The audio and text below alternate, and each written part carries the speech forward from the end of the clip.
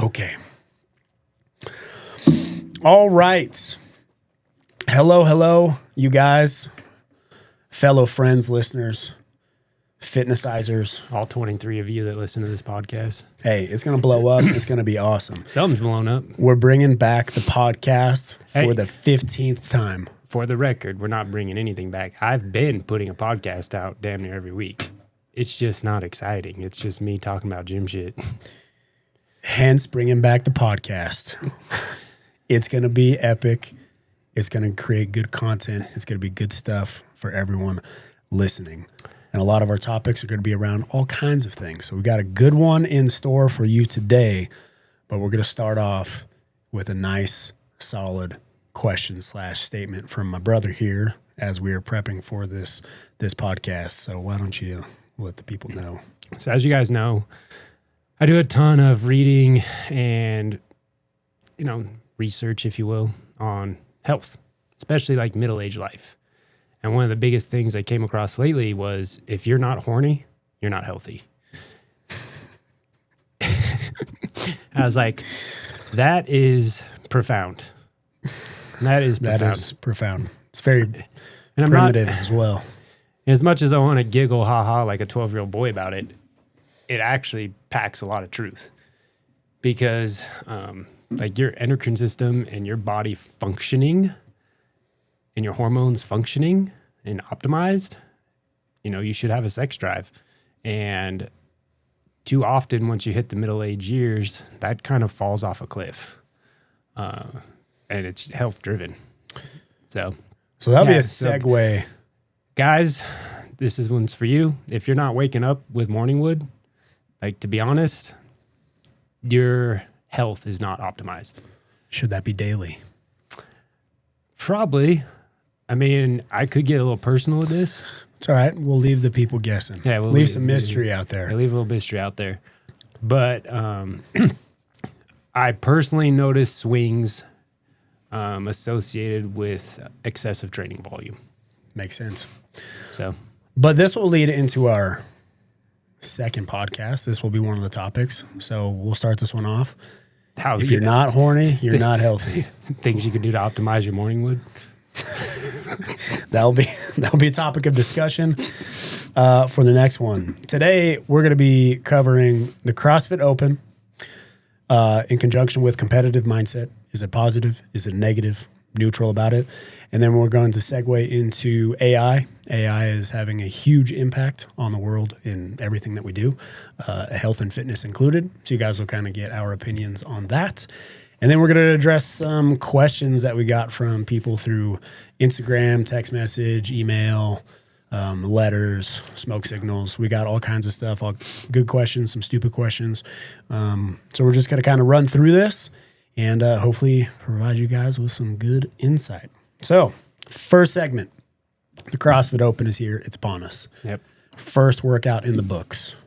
I just got cleared from my shoulder surgery last week. 2 days later, did 26.1. My legs still hurt. It is currently, what's today? Is today Tuesday? Yep. Today's Tuesday. I did the workout on Thursday. Couldn't walk the whole weekend. I'm still sore. I'll probably still be sore going into 26.2. I haven't done a real Metcon in like a year and a half. But you know what? I've been doing the Open now for 14 years. I wasn't going to miss it no matter what. So if this next... You're a special breed. Thank you. Yeah. And I mean that with love. Hasn't done 20 air squats unbroken, full sends, 26.1. Yeah. I mean, I didn't do good, but we sent it. I mean, you almost got over the peak, which That's is true. like the average in the world of CrossFit. That seems to be the tipping point. So, I mean, you're still in the game. Here's what pisses me off about my brother. He's the most talented, the most athletic person in our family. He can still squat, hardly any training, like 435 the other day, no problem. But it does warm my heart to see him hobbling around after some wall balls because that's the topic I'm good at, and it's not exciting. Watching somebody lift big-ass weight is exciting. Doing some wall balls and air squats, not exciting, and it just warmed my heart a little bit. Well, let me tell you, it's been an exciting few days walking, going to the bathroom. Yeah. Going to the bathroom. How'd you go down your stairs again at your house? Backwards. I had to go down my stairs backwards. Yeah. So, with that, I was not going to miss the Open for a few reasons. One, been doing it for 14 years, wasn't going to miss it. This is a workout I could technically do, didn't bother my shoulder too much. Obviously, my legs are crushed. But another reason I want to do it is because there is a competitive side to me. And it's not so much the competition of looking at myself on the leaderboard and how I want to do amongst the community, like comparing and contrasting myself with other people. The competitive side for me in my stage of life is competing with the mindset of being defeated and passive. So what I mean by that is I could have used my shoulder surgery as an excuse to kind of get out of the like anxiety of doing the Open. But deep down, I knew that was a fear of mine, so I need to directly address it by signing up and doing my best and competing with my own inner thoughts of being a defeatist, if you will. So there's different levels of having a competitive mindset. In the Open brings that out, different flavors of what that competitive mindset looks like for many different people. People have tons of identity in it. They have tons of anxiety, tons of stress, maybe some angst going into it. Like how people respond in a competitive nature is very fascinating to see because you could have person A and person B and get completely different results from those people. So that's why I signed up, is more of an inner conflict competition with myself, and I've been doing it for 14 years. I wasn't going to miss it. So with that, transitioning over to you, Derek, is what are your opinions on the Open? Should everyone sign up for it? Who's it for? Who's it not for? Just kind of a general conversation as it comes to the Open. Well, the online version of the CrossFit Open started in 2011. The idea behind it is bringing the worldwide CrossFit community together for an online competition to elevate everybody to a higher level, right? Getting in a little bit of a competitive environment most oftentimes brings out the best of people. Some people get the performance anxieties and this and that and crumble under pressure, but it gives people an opportunity to rise to pressure, which makes you stronger, fitter. I mean, the Open's not about building fitness. It's about testing fitness. So getting in a test that inherently is competitive and getting uncomfortable elevates people, makes people better. And bringing the entire CrossFit worldwide community together it's powerful. It's cool. Like every CrossFit box, CrossFit affiliate, representing to some capacity their community amongst the Open, amongst the worldwide, I'm still a fan of it. I am. Now, it has evolved in my heart and my mind over the years, and my own reasons why I don't sign up for it. And I would like Dave Castro, CrossFit HQ, somebody to give me some insights onto why and my reasoning behind it and what they're going to do going forward. But in general, I think it is very good for people. It gets you uncomfortable. And when we can do things that get us uncomfortable, ultimately make us better. When we overcome that fear, that stress, that anxiety, we learn to handle things better. And that's one of the big reasons I subject myself to various other things. It's like 6-person RTO scares the shit out of me. I'm not a great runner. I've never run further than 18 miles. So doing things that you're scared of and then you train and overcome, it makes you better at all aspects of life. So, and I mean, that's that competitive mindset. There's pushing yourself to do something that you know is it's such an extraordinary task to do. Like the RTO, for example, is a 6-person team. That's a ton of running. Same reasons why, like, the competitive mindset doesn't always have to be you're competing with somebody else. No, and yes. I would say for most people, yes, it's a competitive mindset, but it's more in line for our general purposes is a growth mindset. Like ultimately, this shit's about you against you. The worldwide leaderboard's a shit show. Yeah, 100%. Like you don't know who's doing quality reps. You don't know if stuff's being judged, or you don't know. And I mean, you see it in our own gym. Like we're not immune to imperfect reps and No. perfect counting and stuff. And no affiliate is. So to pretend that there's a high level of accuracy and accountability for it to be true competitive, you need to approach these things as a you versus you. Yeah, I love that. With a growth mindset versus competing against person X down the street. Now, if that's your bro and you're competing against them for funsies, like me and my cousin talk shit about open workouts. That's cool. And to piggyback on that, I would actually say generally through the years, what I've seen through just our community, because obviously we can speak to it because our community, is people don't sign up for their own fears of battling that internal dialogue that they have. Like you're there to show up to see how, like you said, it's test of fitness, what it really is. You're not going to get fitter in those 3 weeks. It used to be 5 weeks for our OGs. You're not going to get fitter in that time frame, but you're testing yourself of what you've done through the year. And a lot of people have a hard time grasping this mental concept of battling themselves and coming up short. And so their own, I guess, ego in a way gets in the way of facilitating this growth process of what it could do for you, and if you are, that's what I'm looking for. If you can look inside yourself and know that the competition is not going to do anything positive for you, great for you. But if you have that kind of self-awareness, those kinds of people are usually going to do some form of competing in that sense of pushing themselves to be better.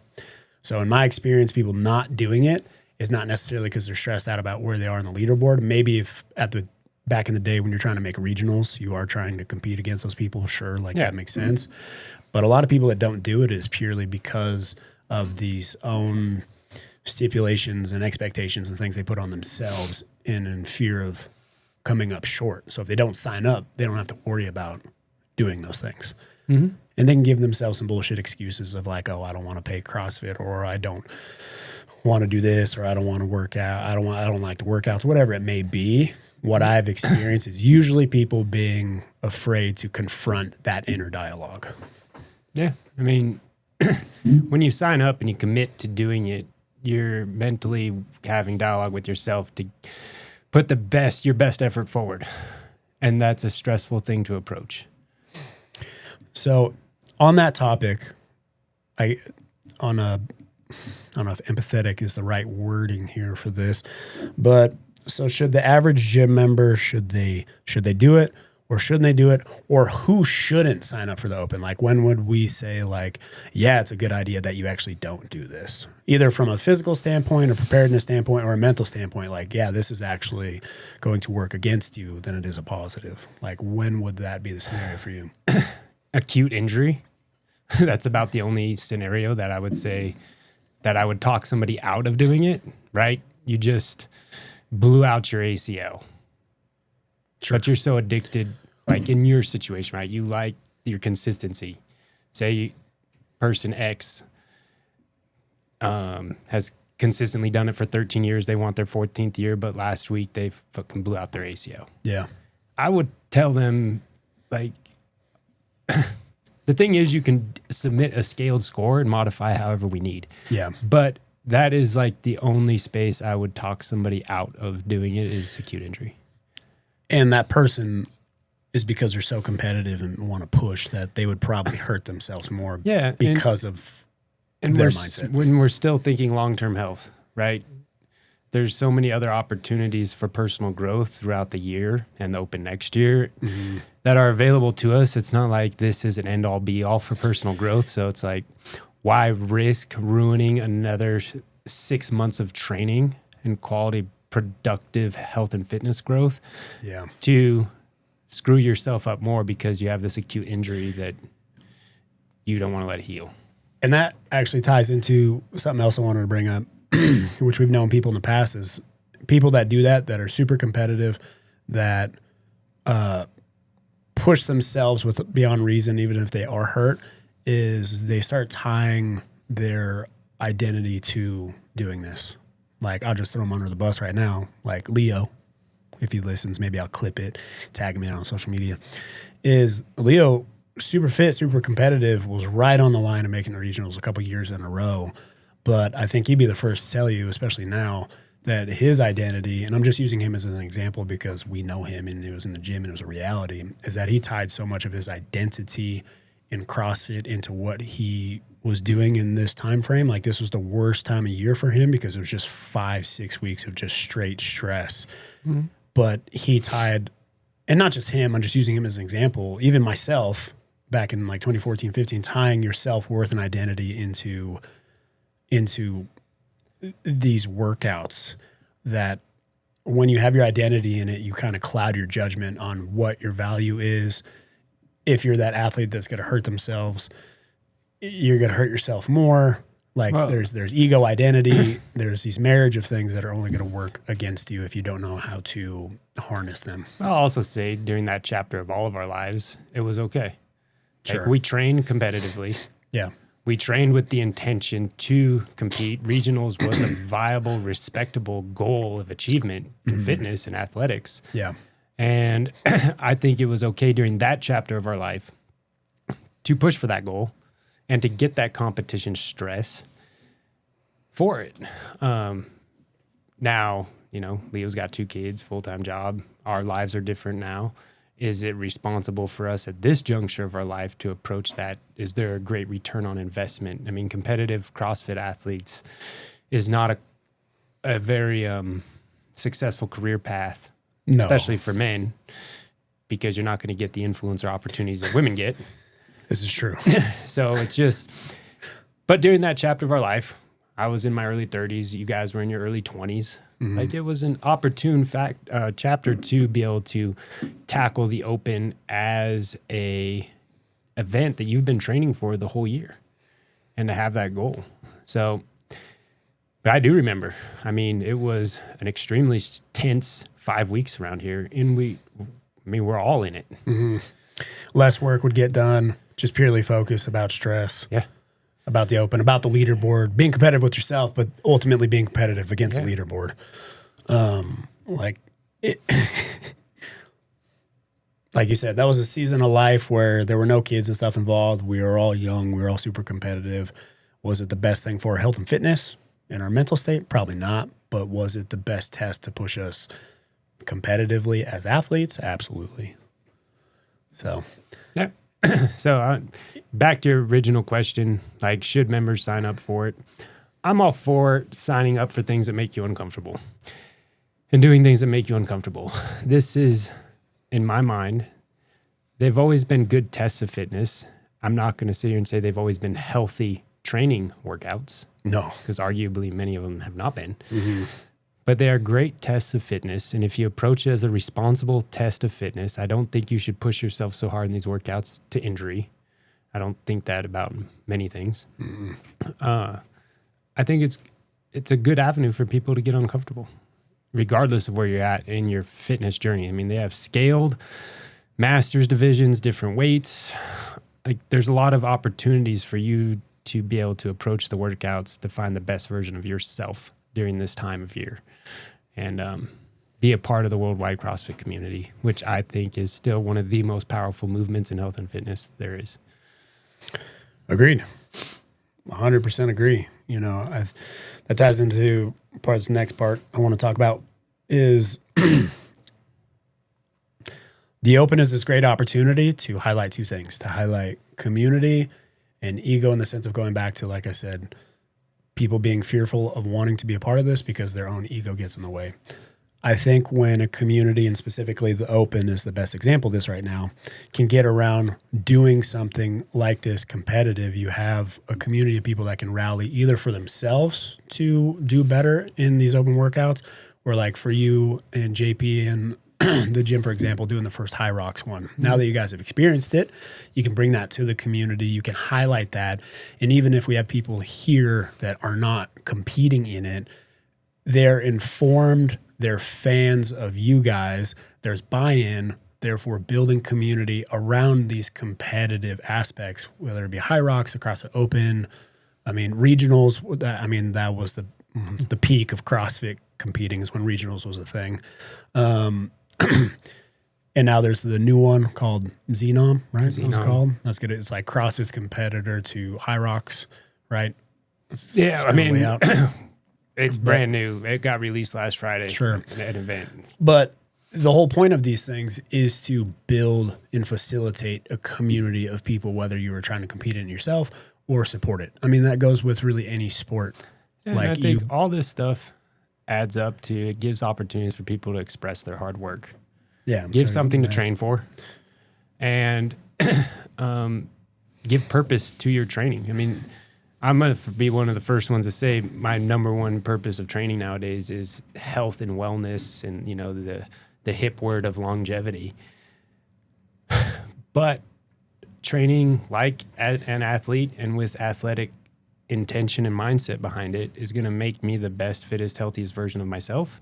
And having these events sprinkled in throughout the year gives a little bit of exciting purpose beyond the mundane of good blood work and, you know, mitochondrial health and blood pressure regulation and being less fat and more muscular for our long-term health. It's like, that stuff's all top notch. Don't get me wrong. But I think, and I've noticed this, especially with the group training for High Rocks, having that purposeful goal just gives a little more value and purpose to training. I think Rich Froning said, always have something to train for. Like, he always has an event that he's kind of working towards, and that keeps him sharp. And to piggyback on that, I think a direct life parallel, not to be too philosophical and deep, always having something to train for. I think we see this with retirement community. All too often do we hear people retire and then their life withers away. Mm-hmm. They could even pass away not long after that because they're no longer, quote unquote, training for something. They're not working hard towards something. So your purpose kind of dies. You're floating in this abyss because there is nothing to train for. You know, I believe God designed us to do hard things and to train for unique things. And this is specific to us in this community, is around physical endeavors. Our body in motion stays in motion. So as long as we keep testing it, using it, and treating it with respect and responsibility, it's harder to kill, both metabolically and slip and fall, like accidentally. So my long-term health outlook, competing at things and training for competitive things, facilitates my long-term health better. Like, I can't just wrap my head around the mundane of mindless exercise for quote-unquote health and wellness. Agreed. And I would say that you'd probably agree with me. I feel like people that come into the gym that have the least amount of success or longevity in the sense of staying with a community or the gym, our shortest members, if you will, are people that come in and just kind of go through the motions because, you know, that's what they should do, is just exercise, but they have nothing they're actually working towards. Therefore, they don't last very long in their endeavor of health and fitness because they're just going through the motions. It's this concept that I have is like death by 1,000 paper cuts, right? So in life, you don't wake up 40 with shitty blood work and 40 pounds overweight, and now you got high blood pressure, you're pre-hypertensive, your A1C is elevated. Like, it just didn't happen in one day. It was accumulation of probably the last 20 plus years. Mm-hmm. Fitness is the inverse of that. It's such small additions to your health every single day that you don't notice it daily. You know, outside of a dopamine kick, like, you don't notice results quickly. You don't notice adaptations quickly. It's a very slow, mundane process. And when you're focusing just on, I need to move. Now, if you've had a life scare, right? You had a heart attack, or your doctor said you need to get your shit together or you're going to die, you know, before you're 60 years old, whatever. Some of those things can motivate people to take their training seriously and their exercise and nutrition seriously. Most people are living in this gray area of, I'm not unhealthy enough, but I'm also not healthy enough. And it's hard to wrap your head around just the daily monotony without intention above and beyond. And I think that focusing on improving yourself athletically along with metabolic health gives more purpose to training. And to stop beating a dead horse, the Open is one of those opportunities to do that and to train for. And so is any other plethora of events out there.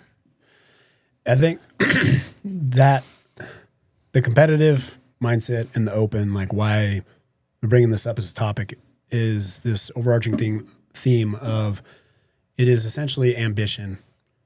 This is just a spectacle of ambition with the physical endeavor, but being competitive, like you're just saying, this ambition goes through any facet of life. I heard a quote from, and I'm probably going to butcher this quote, but I heard a quote from about Helen Keller. If you guys know who Helen Keller is, blind, had all the cards stacked against her, but still got a bachelor's degree. And she said it is better, like I said, I'm probably going to butcher this, but it is better for her to have been born blind and have ambition towards like getting a degree than it is to be born with vision and have no ambition to do anything. Mm-hmm. So she's saying that she prefers to be blind and work towards something than be able to have her eyesight and be complacent in life. Yeah. And I think that can apply to many things. You don't realize what you had until it's gone, right? You get complacent in life. And I think a lot of people get very complacent in their health. Like you don't realize what you are capable of doing till you no longer are allowed and permitted to do it. It's like, oh, exercise sucks. Well, I can tell you that there are people out there that would fucking literally give up everything to be able to work out again. Yeah. You know, car accident, tragic loss of limb, like whatever, that they aren't able to do the things that you're taking for granted with your health. And that's something I like to try to keep in my mind is every day in the gym's an opportunity for me to use what God gave me and to treat it with respect. And like I said, you don't use it, you lose it. Yeah. One of my favorite metaphors to what you were just saying, and maybe you've seen this, there's a few visuals on social media. It's kind of a viral like meme thing, is you have a man flying around in a helicopter.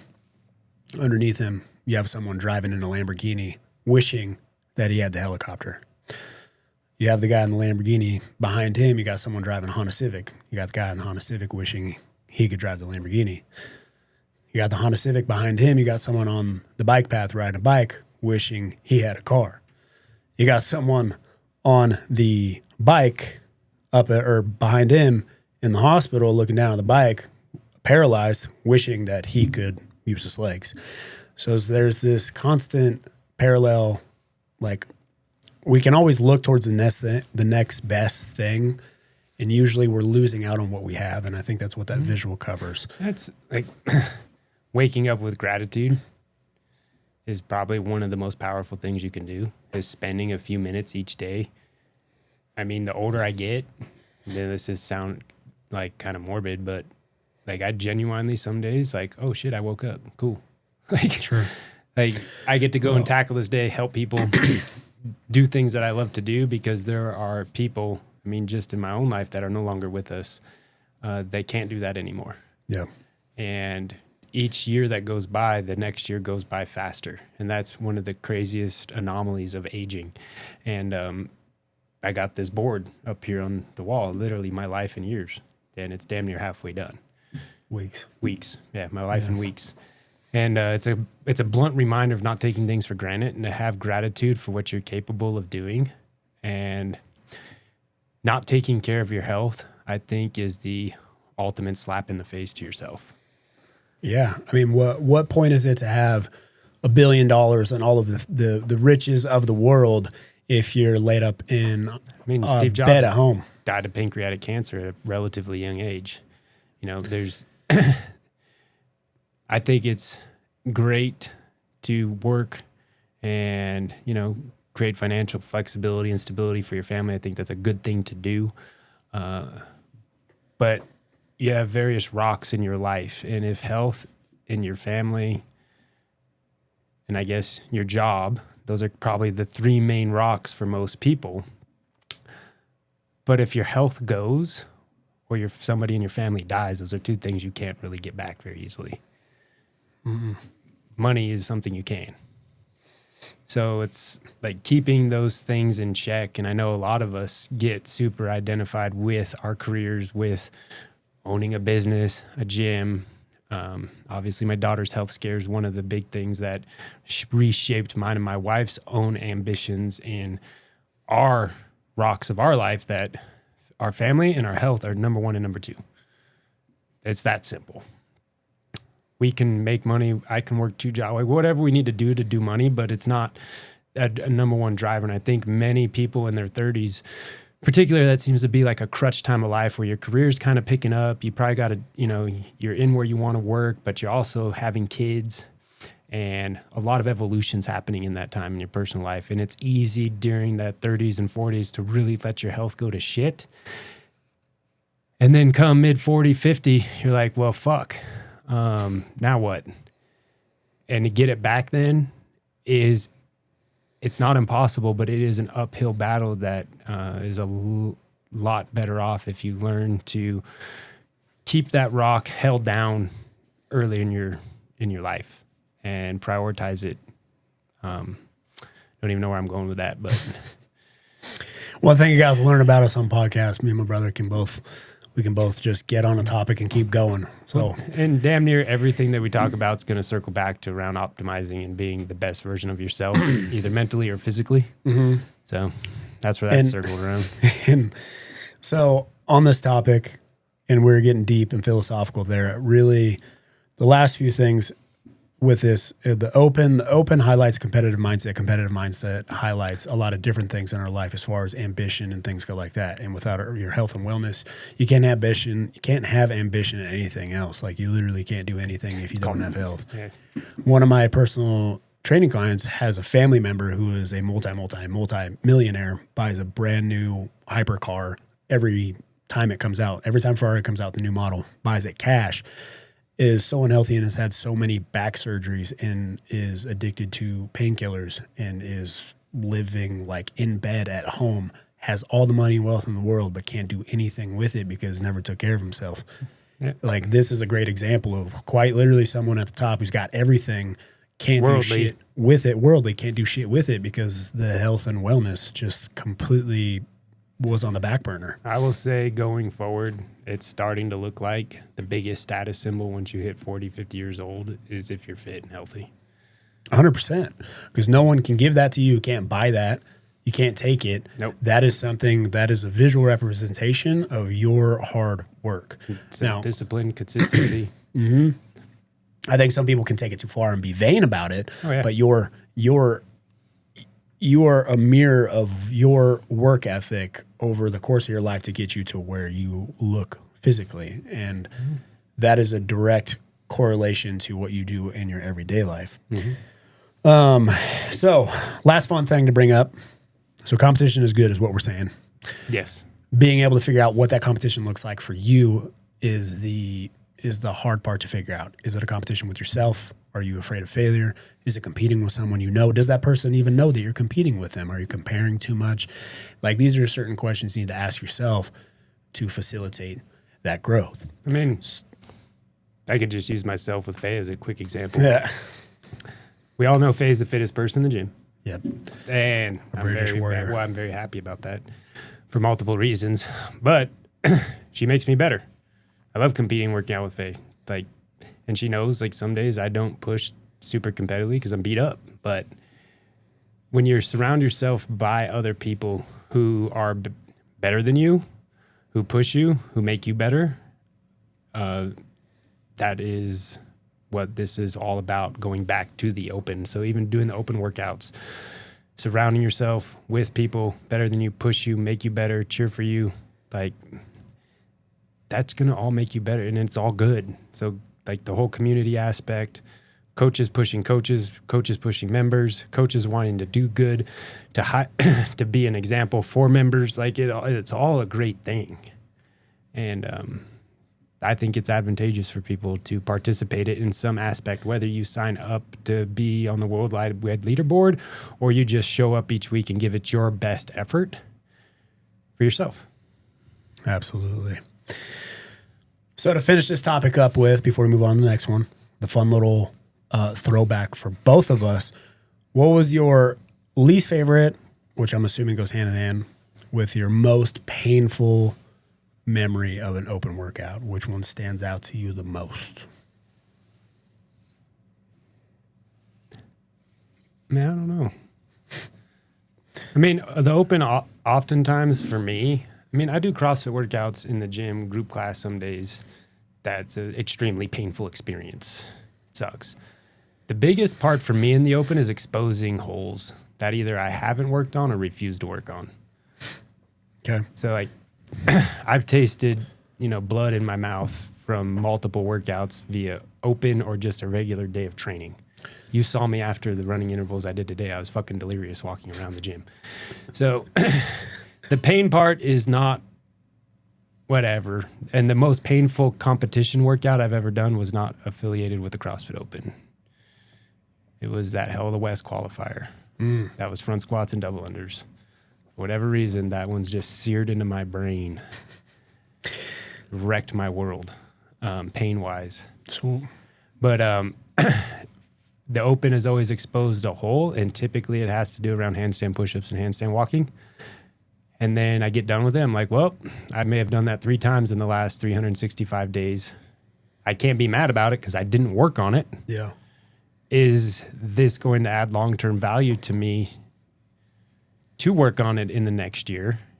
And that is an internal conflict that I constantly have with myself because of a couple of reasons.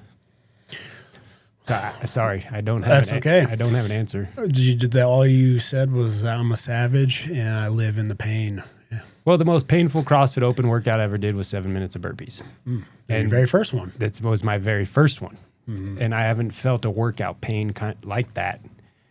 But since then, there's been multiple times of feeling that kind of pain. So I have many examples. 26.1. 26.1. Probably the closest I've ever been to rhabdo, to be honest. I haven't been this sore in years. Purely just because I'm deconditioned. But when I look back at open workouts, the most painful and the most emotional I ever been, I believe it was 16.3.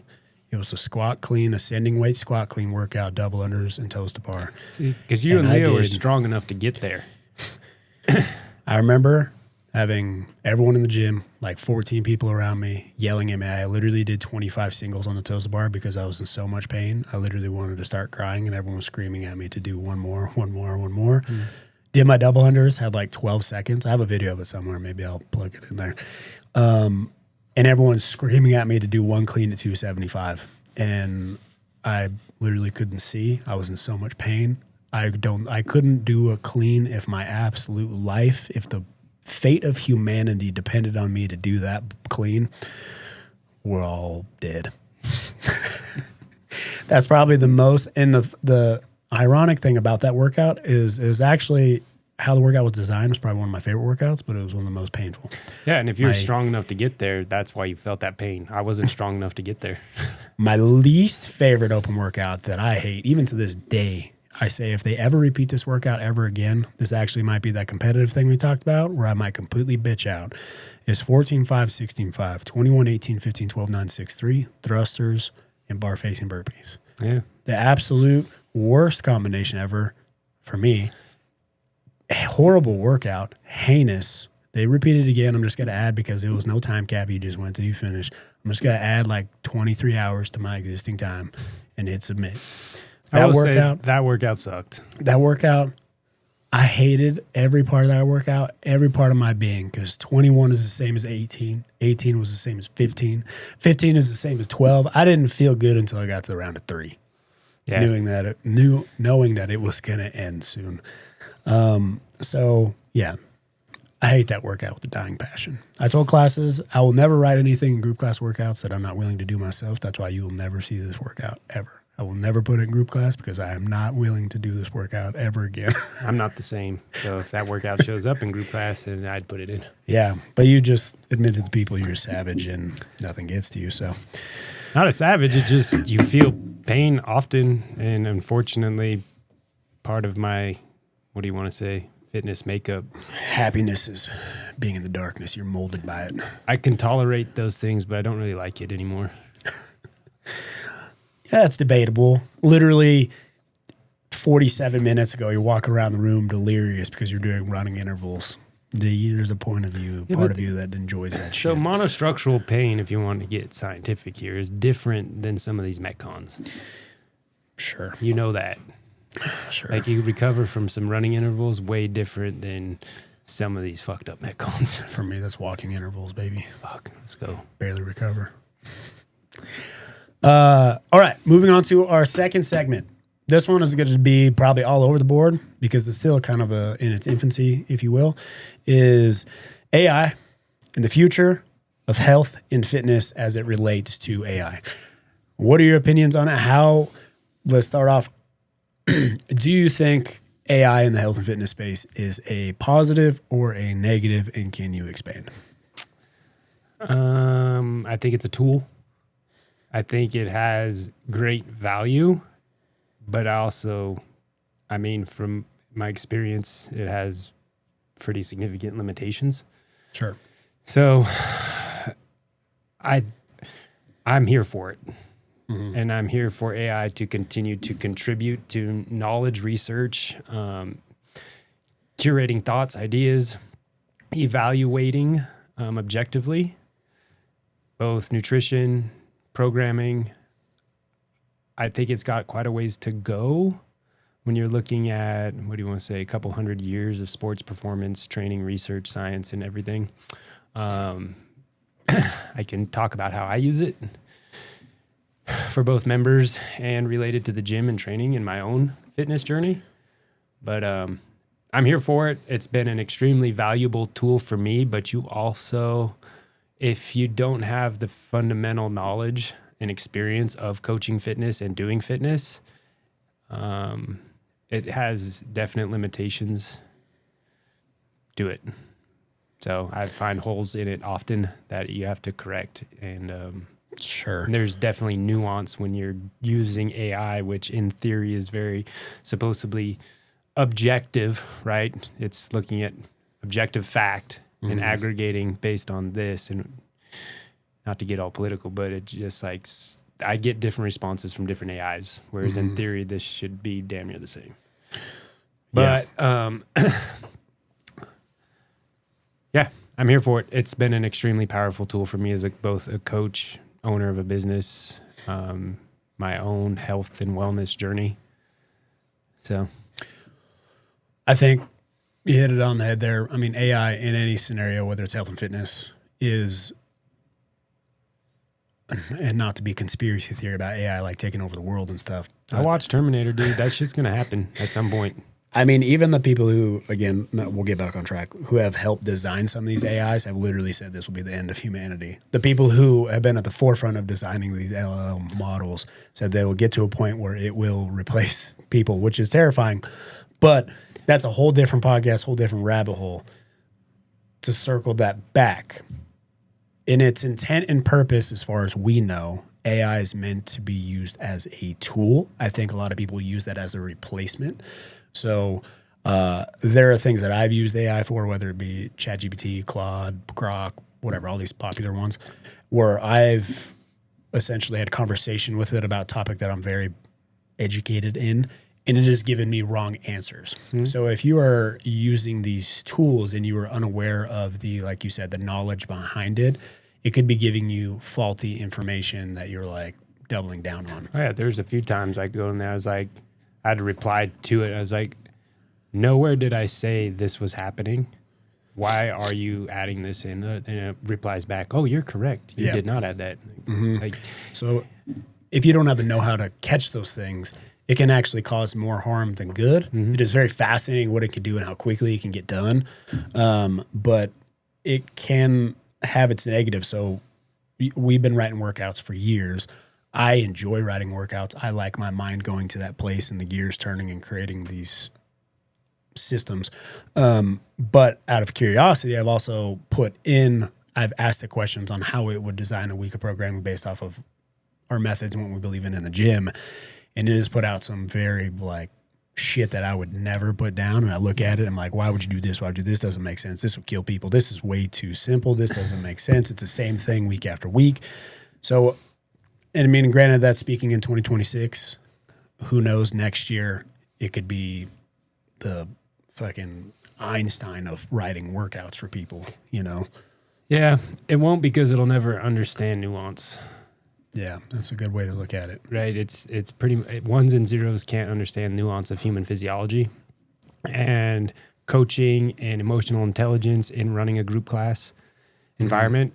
Like if you need a simple bodybuilding periodization progressive overload program, it'll crank one out. And like you go do it and you just progressively overload each week on it. I mean, you're going to get a little stronger, you get fitter. Like it's going to be healthy. I've used it to come up with some bodybuilding programs, and I have clients who have used it via traveling. Like you just plug in the gym equipment into ChatGPT that's at your hotel gym, and it'll give you some decent little metcons and shit to do.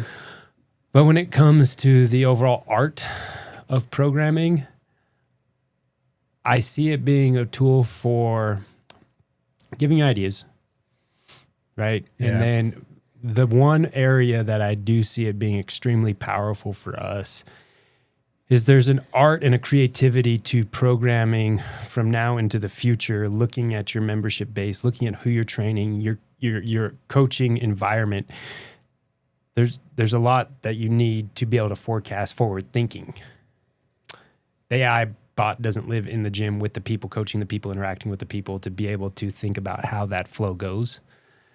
But when you can take an aggregate of a lot of results stored and past programming design, plug it in, I think there's going to be power, and I look forward to this power in analyzing potential holes and inefficiencies and imbalances in programming and results from programming.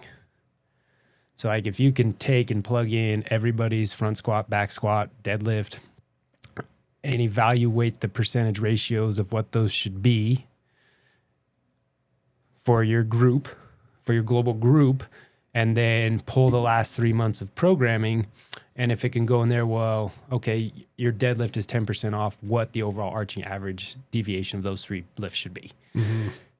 Well, you spent the last 3 months squatting or whatever, 3-to-1 to your pulling or whatever, right? It can pull out some objective insights to where you don't have to go back and just like staring at programming can get it's hard to do sometimes, looking at past and like thinking about each class, the results from each class. Mentally draining. Yeah. And it's in being able to upload that data and analyze the objective side of that, I believe is going to be a very powerful tool for coaches and improving program design going forward.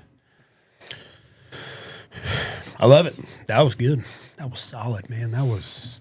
I think nutrition coaching's done. Yeah, because of AI. I will actually plug in a beef that I have with our industry specifically, and I'm sure there are many others that do this, where a influencer, online coach, even people that we know, I won't mention anybody that we know that have all these clients for nutrition. This is the example for nutrition. And the clients are under the guise of, and I guess at the end of the day, it doesn't matter if they're getting the results, but the clients are under the guise of, oh man, my coach is at home writing out these plans, doing all these things. He's really committed to my well-being, blah, blah, blah. But then that coach, have developed systems, and I've seen it, they've shown me, where they just like plug in some basic information, hit enter, and it is the same shit for like 500 people. So you have all these people thinking like, man, I got this awesome coach, but they're not doing shit. And maybe that's my own personal beef with it. Like if you're selling it to the people like, work with me, I care about you, but then I'm just going to plug in all your shit into an AI and like, that's it. Like that's the extent and the wall of our relationship. I think it's kind of I can't remember the original company. It was pre-COVID. Sure. But they're pretty big in the CrossFit space. I think even Rich Froning was affiliated with them at some point. Basically, they just gave you your macros. Yeah. And some cookie-ass cutter paleo nutrition plan. And people are paying like $500-$600 for this. I'm like, what? Yeah. A nutless monkey can calculate these macros. This isn't complex. Yeah. Like, let's get in body scan. Let me know your composition. It takes 10 seconds to calculate baseline macros to chase.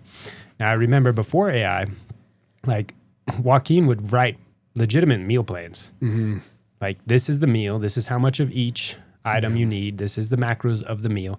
That shit's fucking time consuming. Yeah. So pre-AI, writing meal plans, I would have charged $2,000, $3,000, $4,000 for a month's meal plans because it's monotonous. It's time consuming as a motherfucker. You got to go in and figure out the macros of each one, weigh and measure. And basically at the end of the day, you end up creating your own 8-week or 12-week meal plan. You don't want to do that again. No. So now to scale that, you're going to give that same meal plan, adjust the macros via, it used to be in Excel. Everybody would put their shit in Excel, then you change the macros for the client, and then it would go through and adjust the quantities of food. But 2,000 people are getting the same meal plan. So I get why and how they scaled that, but the value, it's not there for me. So AI now has scaled my ability to give people complimentary nutrition programming as a part of being a member here. I tell people, I'll meet with anybody and talk about nutrition. We'll get into it deep. Like we'll get into the details and nitty gritty. I'll crank out a macro plan with a baseline nutrition plan, and I use AI for that. And it's allowed me to scale that to any member that wants to meet with me in a very reasonable time frame. And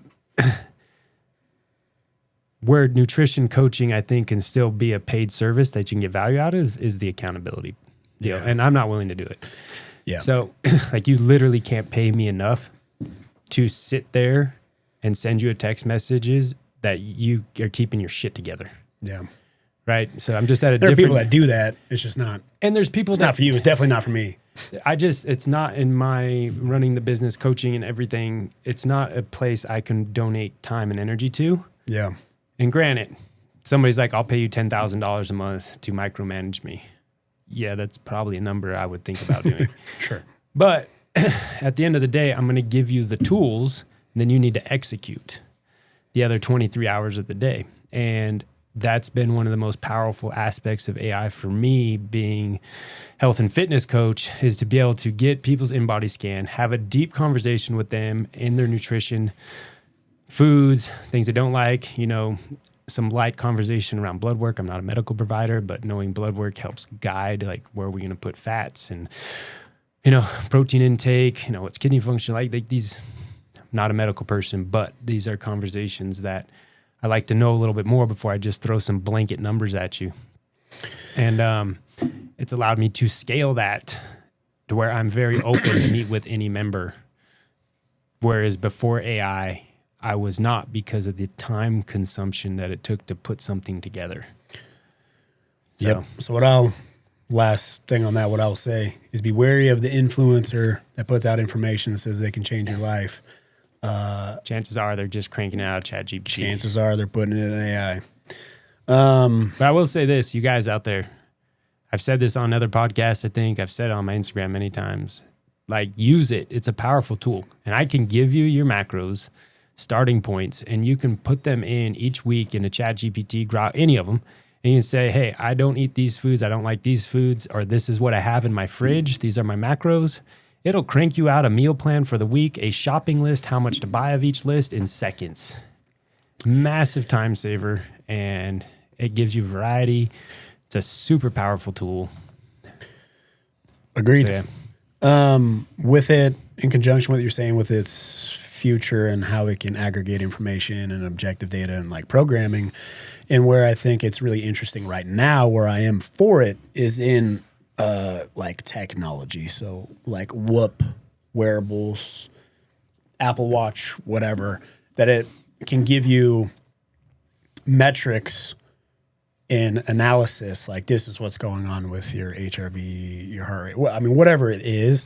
And you can have these conversations inside, like Whoop, for example, and ask its opinions on shit and stuff like that. Like if you truly don't know what's going on, and it can show you your numbers, it's not giving you some bullshit statement. It will pull up like stuff that your Whoop, the data it's pulling off of you, and plug it in there, and Whoop will use your own data to give you kind of like an analysis, if you will. I think that's really cool to see where that will go. And it's objective, right? So I think AI can be more powerful when the data is objective. Mm-hmm.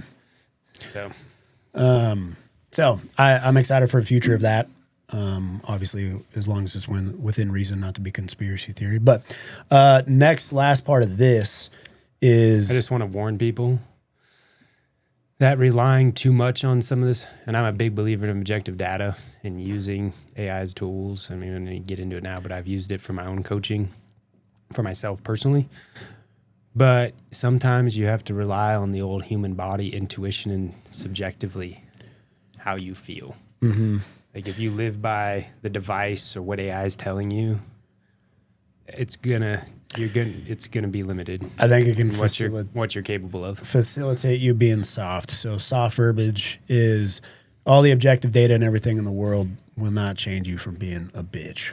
Sometimes you just gotta sack up, get after it. Don't be a bitch. It's a tool. It's a valuable tool, and used correctly. But don't overcomplicate it. Don't overcomplicate it. So last thing, big worry in the world with AI right now, with a lot of these, in its whole mission statement, I believe it's ChatGPT's mission statement, to completely replace basic cognitive labor with people. So like just basic work shit. Like the whole guise is like, if we can replace this, it will increase your quality of life. But it's kind of scary because there's millions and millions and millions of people that do these basic labor things. It's an argument for universal basic income. Sure. Again, all a different topic. But do you think that AI will replace your entry level or basic level coaches that are getting into the fitness industry, whether it's CrossFit or bodybuilding, whatever it is? If you were a newer coach, should you be worried in the sense of, why would someone come to me as their coach if I am brand new to this? Should their priority be, I need to get as intelligent / certified or whatever authority in the space as quickly as I can so I don't get replaced by AI? Because why would someone come to me if I don't have any of this experience? I mean, we've been doing this our whole life, so there's a level of credibility and experience that we have. But do you think that that new coach should be worried in this if they're going out and trying to find clients? So I'll try not to go too sideways here. Yes and no. I think it can speed up the learning curve dramatically for new coaches when it comes to maybe the scientific side of fitness planning, right? But what AI will never replace is visual biomechanics and watching somebody move and the nuance of each human being from human being. Like a person with short femurs versus long femurs, AI is going to coach that person to squat the same unless you program their femur length into the AI, video it, submit the video, say, analyze this based on this. This female had 3 C-sections, doesn't get lower abdominal engagement.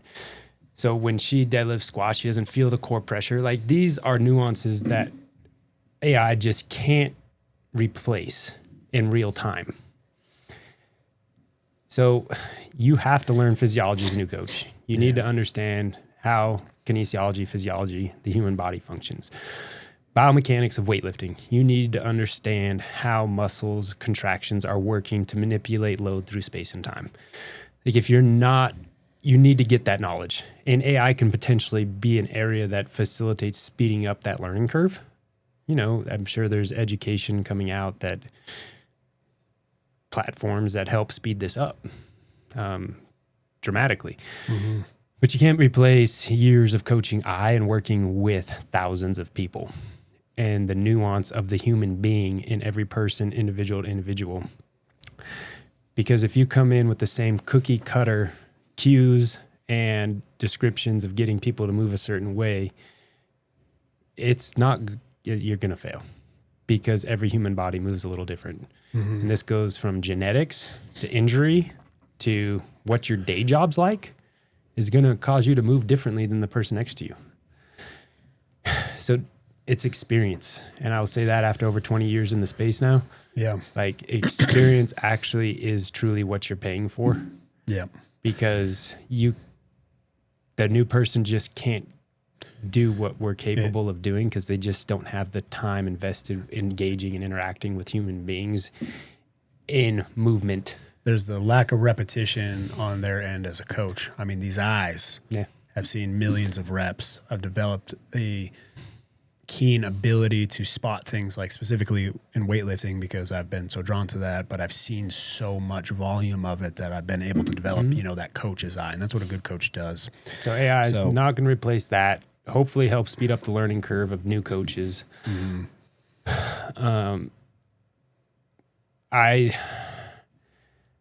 it's interesting. Like, will people, what was one of your next questions is like, had to do with like careers or something, I think. Maybe. We'll get into it after this. But going to the next thing. So ironically enough, I laid out kind of a note plan for this whole podcast, and then I plugged it into ChatGPT and said, hey, can you put this into more like note form worthy like layout, because my shit's all over the place. So I had all the topics, and then it threw in its ideas of topics. And with that, funny enough, I didn't even ask it this question. It gave me its own limitations and what AI cannot replace. So this is coming from ChatGPT, and I use all these LLMs, but it said it itself that AI cannot replace human accountability, community, coaching presence, reading body language, things that you've covered, emotional support, and culture. Mm-hmm. So the question leading into that is, will AI make gyms more valuable or less valuable with the implementation of these technologies? I think it's going to be a tool that frees up coach's ability to be able to engage with people better and more, right? Because it frees up, for me, for instance, it frees up some things on the back end that I'm able to do more on the front end, people facing. Yeah. So that's huge, especially for a small business, and most coaching facilities are small businesses, right? So anything you can free up the experienced coaches to be able to be more forward facing, to give them assistance on the back end is huge. AI is going to make gyms better that way. When it comes to, I had it. What was the other thing? Just went right out of my mind. Accountability, community, coaching presence, body language, emotional support, culture. Gym's more valuable, less valuable. Is it there? I was going to go, yeah. We learned from the COVID experiment that humans need community. Mm-hmm. Isolation is not the way. Yeah. Everybody's mental health and physical health is better when it comes to being a part of a community and interacting with other human beings. That's whether, you're on the evolutionary side of things or the Christianity side of things. Human beings are a communal species. Yep. So as AI gets more doing the behind the scenes work of mundane, repetitive jobs, I think humans are potentially going to be freed up to spend more time doing the things they love and the things that they truly care about. So my hope is that AI frees up person X that has to get this report done for this next big presentation at work, speeds up their time that maybe, what would take them a 12-hour workday is back down to 8 or less, that they can spend more time with their family, more time focusing on their health, putting more energy into their other couple rocks of their lives versus some of the mundane bullshit that is time consuming but has to be done. That is my hope, where AI helps humanity and allows human beings to get back to movement, to engaging with each other, to positive human interaction and connection, versus leaning more into the artificial world. So I think it's going to make gyms more valuable because people will want to be a part of a community, working out together, supporting each other, and hopefully AI frees up time for people to be able to. And what I will add to that, as being a visionary thinker, predictive thinking, is I think AI is only going to highlight who you are as a person. So it's in the same way like wealth does, right? If you were a good person and you genuinely care about people and you get a lot of money, those people usually tend to do, sometimes it can corrupt people, but at your core, if that's who you are, you do good things with the money. I think AI will do the same thing in the health and fitness space. Again, the whole influencer space is massive. There's all kinds of bullshit in our industry. I think we could get into that real quick. I got to talk about that. The shitty coach utilizing AI under deception that they're doing it, that they care genuinely for you, when they have AI doing all the work. Whereas like for us, and this will be the next section we get into, using AI as, again, a tool to help us create better products and services and experiences for our members who come into the gym, they're not coming in and be like, man, I really appreciate like all the workouts and everything you did for me and all the responses. I mean, AIs are getting so smart, they sound like a person. You can make it, literally train it to sound like your voice. So if you're writing emails or texts or whatever, and they're like, I really appreciate you saying all that and blah, blah, blah, blah. And you're like, as you know, there's what? AIs that can create Instagram reels with you. Yeah. And all you do is put in the words and the topics you want to talk about, and it creates the fucking video with your face. So I think the And level of deception and how easily accessible it will be, I think it will highlight shitty people in a state of influence. And I think it's going to be up to our discernment as people, as coaches, as members to be able to figure out who these deceptive shitheads are, in my opinion. Yeah. And there's a lot of them. So just a quick topic on the influencer life. I'm not going to say most, that's rude, but there are a plethora of people in the social media fitness health space that are completely full of shit.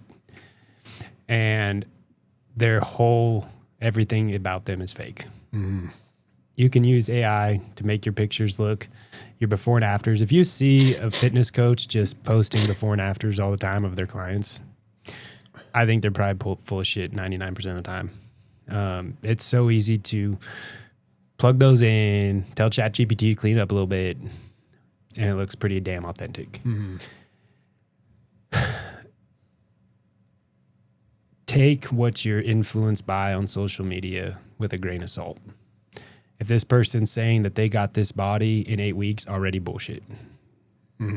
I'll say probably 100% of the time. Nobody got anywhere in 8 weeks.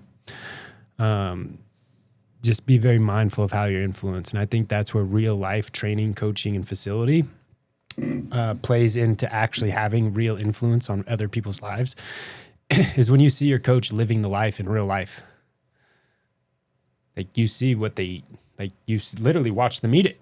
Like you see how they train. You see how they show up. You see because you interact with them in real life, not just social media. And Alex Hormozy was talking about this a little bit about all this shit, recordings and video podcasts and stuff about the future is probably doing everything live so that it's authentic.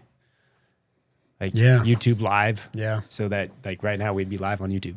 And it'd just be us having a real conversation that wasn't manipulated, wasn't plug and played some AI bullshit to make it sound better, look better, be better than whatever it was. That people want authenticity to reality, and some of these fitness influencers are taking shit way too far. Way too far. Well, and they're predatory practice on naive mindsets. You get someone on social media, it's like, oh man, I want to be able to pull that off in the 8 weeks or whatever. I'm going to buy this person's program. If you don't have any knowledge of it, you're an easy prey. Something shreds. It's how YouTube ads all the time. Oh yeah, back in the day. Yeah, like he's gone because all of his shit was fake. Yeah, everything was fake. Oh yeah, there's a ton of bullshit in our industry. It's up to people like us to fight against people like that. There's a big name one. Not going to say it on here, but he is so full of shit. But anyway, because we're running out of time, we have one other section in the top cover. As a transparency thing, how we're going to use it. I love programming. For as long as I, I'll be writing workouts or in conjunction with Derek. I will use the AIs as like a brainstorming tool, as like a conversationalist kind of thing. I don't use it to replace anything. I refuse to do that. Even if I write something, like I'm the one that's writing it, AI will give me the ideas. I use it purely to be like, hey, this is what I'm thinking, or can you give me ideas around this topic if I'm drawing a blank? And it will give me some ideas. A lot of times I'm like, oh, that's dumb. I don't want to do that. That's stupid. And I'm like, oh, that's actually pretty cool. So I will use it in the sense of brainstorming around maybe some training stuff. It's quite not there yet, in my opinion. Around content ideas is a good one. Like, what's viral? What are all the Gen Zers watching today? How to capitalize on the things like that. Admin work around the gym. Sometimes it can be like, this is a really valuable thing that your members will appreciate. And I'll be like, oh, I never even actually thought about that thing. It's valuable in that sense. And there are certain things that I will never just purely outsource to AI. I did this as an experiment when ChatGPT first came out.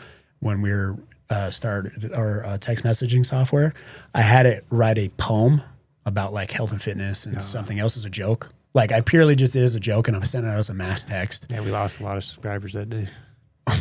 But I remember the reason why this was like the veil being lifted. I'm like, oh, this could be really cool. This could create hella shit for us. As a member came up to me, was like, wow, that was really cool. That like you sat down and came up with that idea. I thought it was really awesome. And I'm talking to this person. I'm like, what are you talking about? And I'm like, yeah. And they're like, the poem that you put out was really cool. Like how long did it take you to write that? And I'm like, oh, a couple days, just randomly throwing shit around. I didn't have the heart to tell him I didn't do shit. Like, so now he's fessing up to that.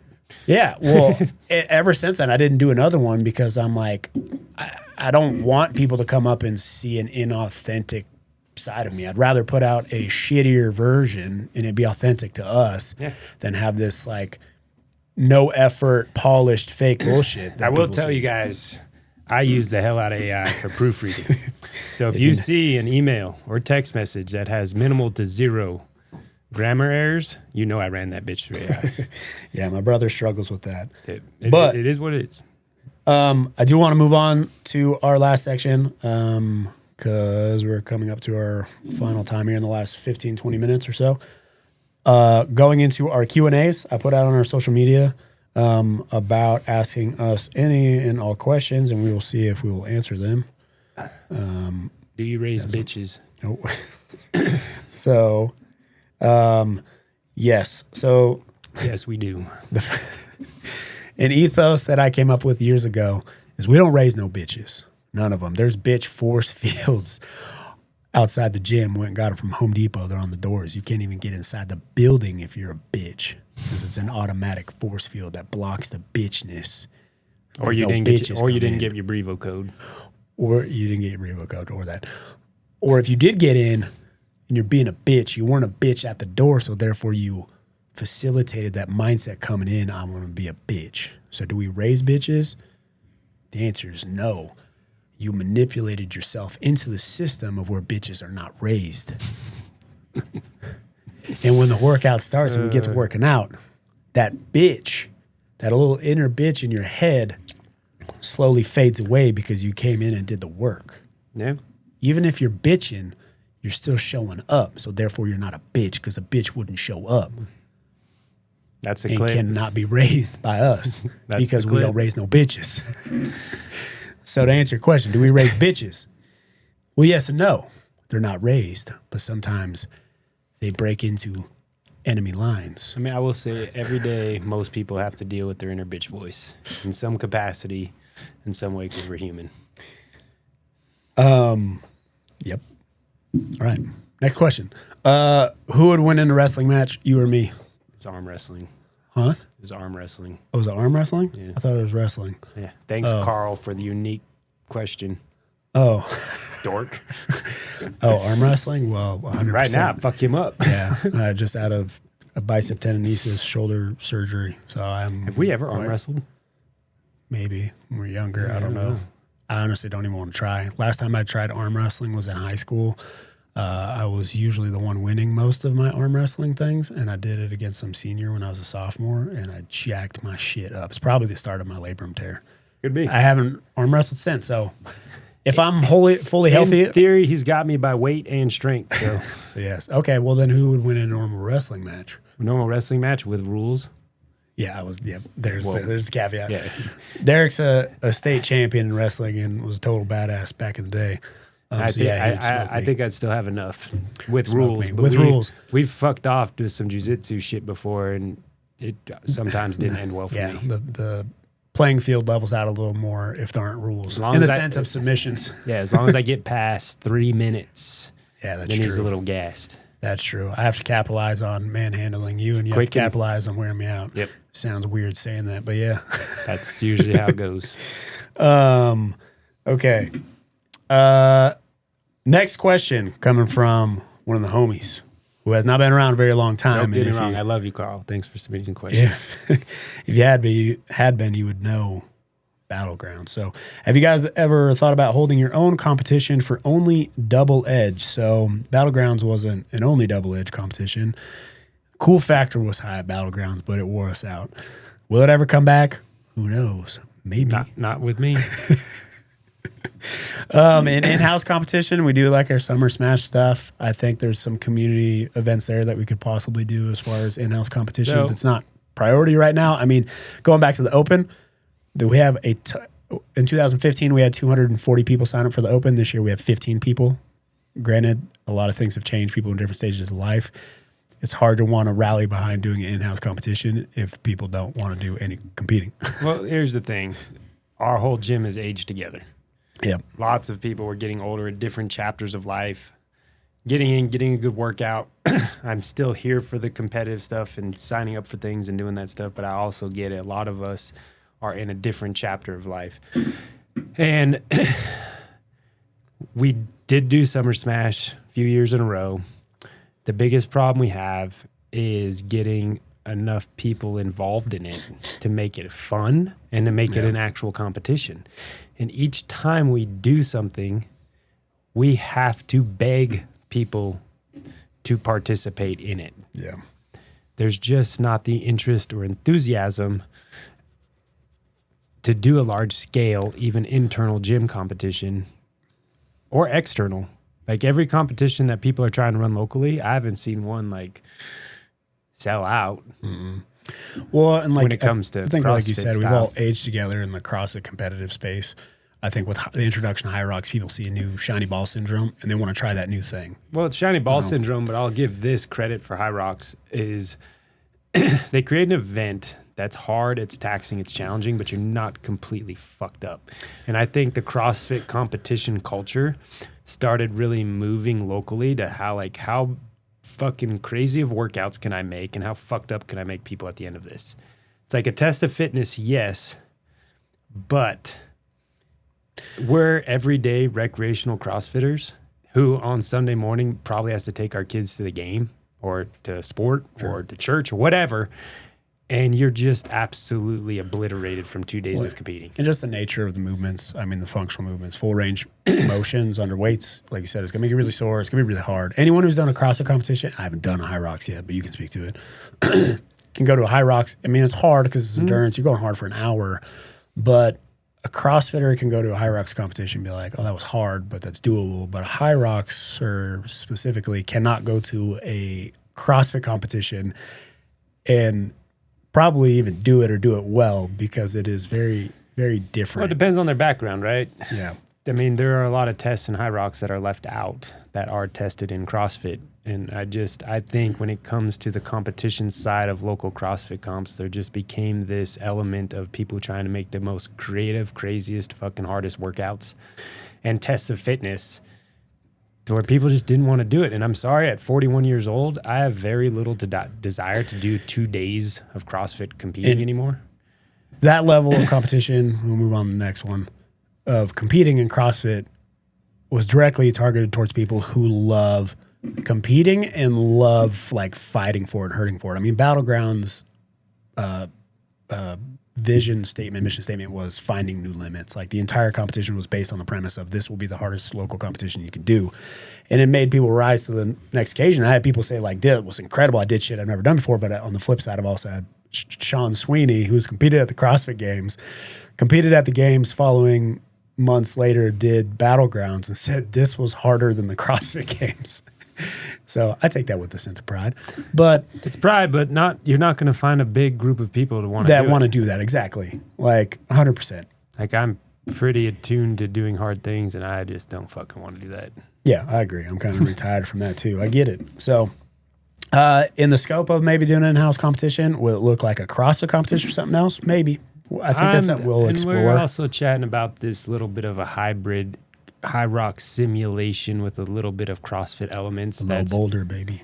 Low boulder is what Jacob's coined it. I'm not too fan. Instead of high rocks, it's a low boulder. I get what you're doing there, but it's just dumb. You get it? Wow, dude. Wow, that hurts, man. Low boulder is going to be big. Sounds like something that's slightly retarded. But something that's like a simulation test. The new competition, Xenom. Well, you have that, but also something that's like maybe 2 tests in one day where you're not totally wrecked spending your entire weekend. The conversation and topic is there. Next one. Thoughts on working out 5 days a week or even 6 days a week? You can train as much as you can recover from. Oh, that's good. We'll leave it there.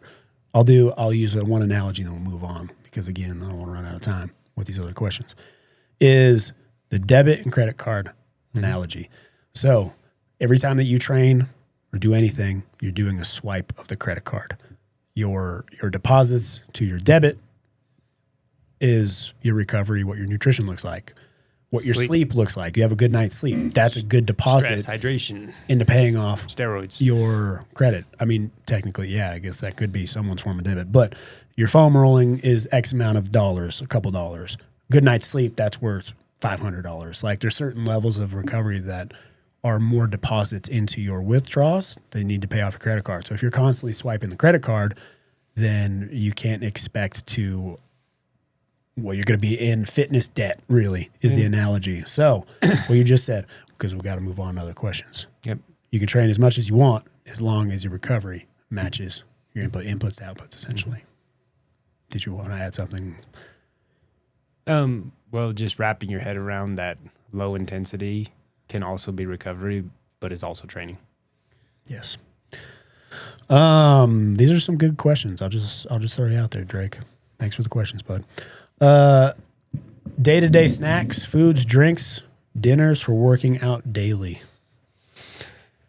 So I have my calendar available to all members, and you should go in there and book a time slot, and we will sit down and go over that for about an hour. Yeah, because this is going to be very based on the individual and what you do. If it matches nutrition is simple, but it is complex in how your life runs. So what your job is, what your kids, and like if you have kids and that equation, shopping, do you have a spouse, partner, somebody you live with that shares some responsibility and burden when it comes to food prep planning and curation? All those things kind of factor into what kind of advice I'm going to give you. But in general, if you're hungry, you should eat something. And that something should have protein, carbs, and fats. It should be minimally to zero processing involved in it. And if you're not hungry, you should not eat. Yeah. Optimize protein intake, carbohydrates around activity and training. Can you explain calorie deficits in the most dumb caveman language, please? LOL. Yes. So your basal metabolic rate is how many calories you burn sitting at rest. Me sitting on this thing right now, I'm like 2,200 calories per day. That's what my body is going to burn doing nothing but sitting. Okay. So that's how many calories I need to sustain life. Factor in general daily movement, NEAT, which is non-exercise thermogenesis. So that's getting up out of the chair, going to take a piss, walk the dog, whatever. Your general daily movement, fidgeting. I mean, anybody's got a nervous tick. That's all going to add to your thermogenesis of your body. So it's going to raise your caloric need. So you have your basal metabolic rate, then you add your non-exercise thermogenesis on top of that. That's going to be your caloric need for the day. Your calories in, if you want to lose weight, needs to be under total caloric output. So if you are on a weight loss journey and you're telling me that you don't eat any food, but you're not losing weight, you are wrong. Because it's literally impossible. The laws of thermodynamics exist for every single human being. There is slight nuance when it comes to hormone health, perimenopausal time of lives, but I can put the most menopausal female on an island in the middle of the Pacific Ocean with no food, no resources, and they're going to wither away. Yeah. Like, it's just going to happen. The greatest analogy to this actually opened my eyes a lot to it, is the show Alone. Mm-hmm. So all these people will intentionally gain a ton of weight. I mean, we'll even get fat, even if they're not fat. We'll gain a ton of weight before the show starts, knowing that they have to have some reserves because they're literally going into starvation. They're literally trying to survive in the wild. Who can survive the longest? Yeah. And all these people, like one dude went in like 330 pounds and he got like second place in the season and ended up coming out like weighing like 130 because he lost so much weight. It's going to happen. So you have your caloric need, what your body needs to function. More muscle mass, the more you move, all these things, how well you sleep, how well your body's metabolic health and how you fueling partitioning, if you will, between usage of carbohydrates, fats, how insulin sensitive you are, all play a factor into nutrient utilization. So insulin sensitivity probably being the most dramatic in our culture. People are very insulin resistant, which is going to hurt and disrupt their fuel partitioning and how their body uses fuel. So at rest, our body should be using most of our calories from fat. In activity, most of our calories should come from carbohydrate. Well, they're going to come from glucose. Whether you're eating carbs or not, your body's going to make them. It's going to come from glucose. Don't give a shit what any influencer online tells you. Calories intake under calorie output means weight loss. If you're optimizing protein, that weight loss is most likely going to come from fat. If you're just in a general caloric deficit without optimizing protein, your weight loss is going to come from muscle and fat. Calorie surplus. If you are training hard, training consistently, and you're in a surplus, chances are most of the weight you gain is going to be muscle, but also fat, even in a surplus, because any excess calories that the body doesn't know what to do with and can't get rid of through thermogenesis is going to be stored as future fuel, which is fat. So calorie balance is vital for your long-term health, and arguably being at a slight caloric deficit has proven to be the most beneficial to your long-term health. Optimized protein, you're getting a 25% kickback on your return on investment. So for every 4 calories of protein you intake, you're actually only getting 3 calories from it because your body uses 1 calorie to break that down into usable amino acids. So optimizing protein intake, you already get a natural caloric deficit that you can feel satiated and satisfied from. That's why I harp on protein intake being optimized. So be at a caloric deficit. And if you're telling me, I'm going to say this one more time, we're going to move on, that you're not losing weight and you don't eat anything, you're full of shit. And I'm here in a very loving way to help you figure that out. Because a lot of times it's, do you measure the olive oil you make your olive oil, your dressing with? Do you measure the butter you cook with? Do you measure the handful of fucking potato chips you grab, walking by the snack bar? For me, it's a goddamn trail mix. Shit's in my house. It's full of calories. It's clean. It's clean calories, but it's full of calories. I told Cassie the other day, I was like, I literally ate another 2,000 calories this week that I wouldn't normally eat because this fucking thing's right here on the counter. So it's like those things add up, and you need to be mindful of them. So, yes. So that was a short and concise way of saying book a time to talk to you about it, not me, because you just heard it from the horse's mouth. Horse's ass. That he's clearly passionate about that subject. Yep. We get in body. We can refine it. We can get a great starting point that is accurate.